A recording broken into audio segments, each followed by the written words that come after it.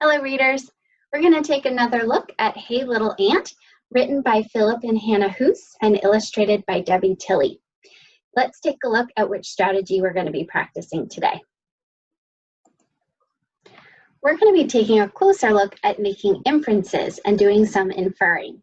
Now, if you remember, readers use clues in the story and put it together with what they know to help them understand what's happening. So I'm going to be asking you to do something pretty challenging today with regard to this book. I don't want you to think just about the clues that are in this story, but we're going to need to be doing some thinking that goes a little bit beyond this book. You're going to have to really dig in a little bit and think about what you know to help you make some inferences today.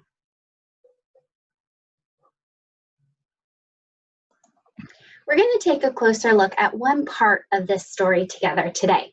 If you want to hear the whole story from the very beginning, you can click the link in student instructions and listen to Ani read it from the beginning to the end.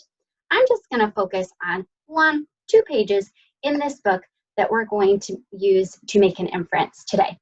We're going to go to the page in our book where the kid is telling us, or the ant, about his friends.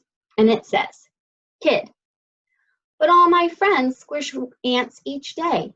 Squishing ants is a game we play. They're looking at me. They're listening too.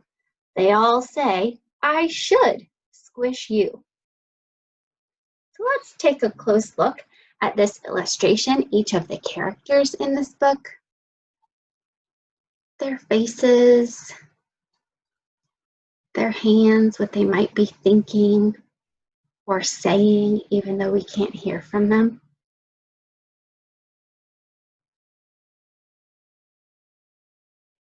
All right, let's find our activity in Seesaw. That's where we're going to record our ideas today.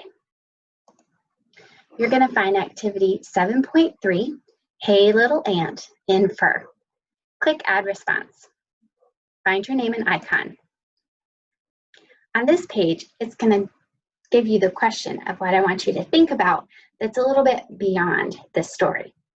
So the question is, do you think the kid's friends are important in this story? They're not really super important characters. We know that the kid and the ant are our main characters, but are his friends important?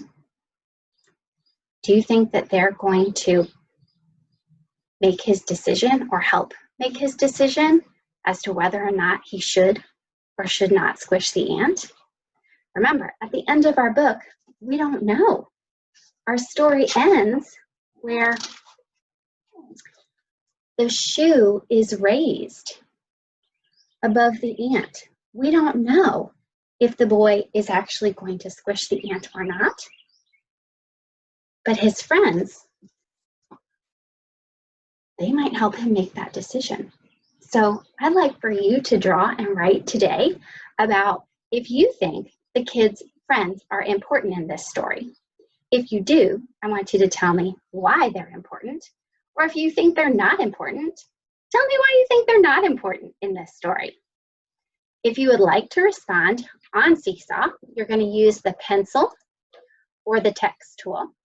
If you would like to respond on your own piece of paper, which is awesome too, you're going to snap a picture of it using the camera tool. When you've finished writing your inference about why or why not you think the friends are important in this story, you're going to click the green check to submit.